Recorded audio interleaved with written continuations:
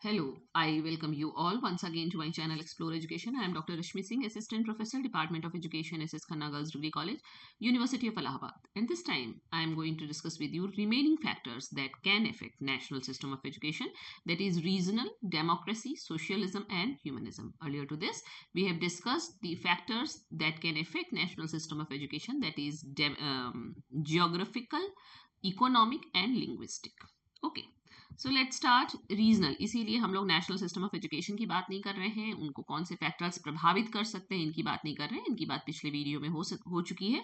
अब बचे हुए फैक्टर्स, तो आपके कोर्स में जो है वो कह रहा है कि रीजनल फैक्टर कैसे प्रभावित करते हैं राष्ट्रीय शिक्षा पद्धति को। तो रीजनल फैक्टर में ज्योग्राफी भी आएगा, हम लोग ने ज्योग्राफी को अलग से भी पढ़ा है। तो regional factors like geography, population distribution, economic disparities and cultural norms significantly influence a national education system by shaping infrastructure को आकार मिलता है उससे, कैसे कौन से बच्चों तक कितनी पहुंच होगी, पाठ्यक्रम क्या होगा, रिसोर्स एलोकेशन क्या होगा, ये सब रीजनल फैक्टर्स डिसाइड करते हैं। These factors create regional differences in educational opportunities with issues like climate, terrain and urban versus rural divides leading to varied challenges and policy needs across a country। यानी कि पूरी country में तो एक राष्ट्रीय शिक्षा पद्धति है ही, लेकिन हमको क्षेत्रवार भी देखना पड़ता है, क्योंकि भारत विविधताओं का देश है।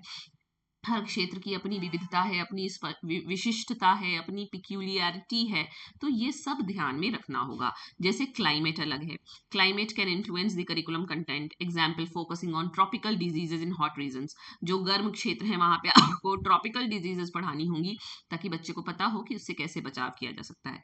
व्हाइल माउंटेन्स और reverse can make school construction and transportation difficult in certain areas. और पहाड़ी एरिया है जहाँ बहुत नदियां हैं, वहां पे स्कूल को बनाना, वहां तक बच्चे पहुंचेंगे कैसे, ये भी एक चुनौतीपूर्ण कार्य होता है। Population distribution, high population density in cities versus sparse populations in rural or nomadic areas can affect the viability of building schools and allocating resources appropriately। ये हम लोगों ने पढ़ा है कि भाई जहाँ सघन जनसंख्या है वहाँ पे आपको बढ़िया स्कूल्स मिल जाते हैं, आपको वहाँ पे क्योंकि टीचर्स भी वहाँ पढ़ाने जाना चाहते हैं, क्योंकि वहाँ तक ट्रांसपोर्टेशन बढ़िया है, वहाँ वहाँ रिसोर्स आपको बढ़िया मिल जाता है और बाकी जगहों पे नहीं मिलता। Infrastructure, the physical layout of a region effects the types of buildings, equipment and transportation needed for schools to function effectively. जो रीजन है हमारा, रीजन क्षेत्र विशेष है, उसका फिजिकल लेआउट क्या है, ये डिपेंड करता है कि कैसी बिल्डिंग होगी, कैसे वहां इक्विपमेंट होंगे, कैसे ट्रांसपोर्टेशन का साधन होगा and everything. Then socio economic and cultural factors कैसे प्रभावित करते हैं रीजन के। Regional economy, economic differences between regions can lead to disparities in funding. हम लोग रीजन इकोनॉमिक फैक्टर की बात कर चुके हैं कि अगर आपका मतलब विकसित क्षेत्र है तो वहां पे फंडिंग बढ़िया होगी, क्वालिटी ऑफ स्कूल बढ़िया मिलेगा, जॉब अपॉर्चुनिटी बढ़िया मिलेगी आपको, अदरवाइज नहीं मिलेगी। कल्चरल नॉर्म्स एंड वैल्यूज क्या है उस पर्टिकुलर रीजन के। रीजनल कल्चरल एटीट्यूड हमारे यहाँ होता है। Social structures can influence curriculum content, teacher student interactions and overall community involvement in education. क्योंकि हम लोगों ने बात की है कि कम्युनिटी पार्टिसिपेशन जरूरी है, तो ये कल्चरल नॉर्म से सेट होगा और कल्चरल नॉर्म रीजन पर डिपेंड करता है। Historical legacies, past regional policies such as a schooling revolution in a specific area can have long lasting impacts on learning outcomes as seen with Himachal Pradesh. Himachal Pradesh में इस तरीके का हुआ, तो क्षेत्र विशेष के जो हिस्ट्री है वो भी प्रभावित करती है। फिर एडमिनिस्ट्रेटिव एंड पॉलिसी फैक्टर्स क्या है भाई, रीजनल गवर्नेंस क्या है, लोकल और स्टेट गवर्नमेंट पॉलिसी कौन सी है, driven by regional needs and political priorities can lead to different educational outcomes even within the same national system। फिर रिसोर्स का एलोकेशन कैसे किया गया है, funding and resources are often not distributed equally across regions, है ना, ऐसा थोड़ी है कि हर क्षेत्र में एकदम एक जैसा बराबर है, कहीं कम है कहीं ज्यादा है, leading to disparities in educational quality between urban and rural areas और डिफरेंट स्टेट्स। फिर एक्सेस और इक्विटी की अगर बात करें तो regional disparities can exacerbate inequalities, making it more challenging to ensure equitable access to quality education for all students across the nation। क्योंकि हर जगह डिस्पैरिटी है, इसलिए ये इंश्योर करना कि पूरे भारतवर्ष के हर क्षेत्र में सबको समान शिक्षा के अवसर मिलेंगे, ये थोड़ा चुनौतीपूर्ण हो जाता है। अब अगर डेमोक्रेसी की बात करें, सबको पता है भारतवर्ष में डेमोक्रेसी है, तो democracy profoundly influences the national system of education. भाई तो जब डेमोक्रेसी होगी तो कौन से कोर वैल्यूज की बात शिक्षा में होगी? इक्वालिटी की बात होगी, फ्रीडम की बात होगी, क्रिटिकल थिंकिंग की बात होगी, सिविक रेस्पॉन्सिबिलिटी की बात होगी, into educational AIIMS, करिकुला, teaching methods and administration. यानी कि हम जो पढ़ा रहे हैं, हम कैसे पढ़ा रहे हैं, पाठ्यक्रम क्या है, उद्देश्य क्या है, इन सब में प्रजातंत्र की झलक मिलेगी। The goal is to cultivate informed, active and responsible citizens essential for a self-governing society। हमें इस तरीके के विद्यार्थियों का निर्माण करना है जिनमें सिविक सेंस हो, जिनमें जो क्रिटिकल थिंकर हो, जो रेस्पॉन्सिबल सिटीजन्स हो। तो कौन सी बातें डेमोक्रेसी के से प्रभावित नेशनल सिस्टम ऑफ एजुकेशन में होंगी? यूनिवर्सल एंड इक्विटेबल एक्सेस की हम लोगों ने बार बार बात की है, यूईई की बात की है, यूनिवर्सलाइजेशन ऑफ एलिमेंट्री एजुकेशन। ये सब किसका प्रभाव है? ये सब इस डेमोक्रेसी का ही प्रभाव है कि सब तक शिक्षा हो, किसी के संग कोई भेदभाव ना हो। इसीलिए अब तो आरटीई भी आ गया है। एम्स एंड वैल्यूज की बात करेंगे तो शिक्षा प्रजातंत्र में हो कि भाई बच्चे की संतुलित और सामंजस्यपूर्ण पर्सनैलिटी का डेवलपमेंट हो, उसका चरित्र निर्माण हो, है ना, प्रोडक्टिव एग्जिस्टेंस हो, उसका डेमोक्रेटिक कल्चर के संग उसके अंदर टॉलरेंस हो, वो जस्टिस करे, ये सब। फिर करिकुलम कंटेंट क्या होगा? हमारा करिकुलम कंटेंट ऐसा होगा जिसमें सिटीजनशिप एजुकेशन पढ़ाई जाए, स्टूडेंट्स को उनके राइट्स, ड्यूटीज और गवर्नमेंट स्ट्रक्चर के बारे में बताया जाए, उनको क्रिटिकल थिंकर और प्रॉब्लम सॉल्वर बनाया जाए, है ना, उनको सोशल स्टडीज और ह्यूमैनिटीज पढ़ाया जाए। उसी तरह से टीचिंग और लर्निंग मेथड क्या होगा? स्टूडेंट सेंटर्ड टीचिंग होगी। क्यों? क्योंकि डेमोक्रेसी है, ऑटोक्रेसी नहीं है। तो इनकरेजिंग, हम किसको इनकरेज करेंगे? ओपन डिस्कशन को, डिबेट को, क्वेश्चन को, ग्रुप प्रोजेक्ट देंगे, कोऑपरेटिव लर्निंग होगी, सारा ऐसा वातावरण होगा जो प्रजातांत्रिक हो, है ना। देन एडमिनिस्ट्रेशन एंड गवर्नेंस की अगर बात हो तो democratic ideals promote the decentralization of educational administration involving stakeholders like teachers, students, parents and community members in decision making processes. यानी सत्ता का विकेंद्रीकरण होगा, यानी कि सत्ता, पावर, डिसीजन मेकिंग क्षमता सिर्फ एक व्यक्ति के हाथ में नहीं होगी, बल्कि उसको हम स्टेक होल्डर्स में वितरित करेंगे। यही हम स्टूडेंट काउंसिल में भी देखेंगे, पेरेंट टीचर मीटिंग में भी देखेंगे, नॉट।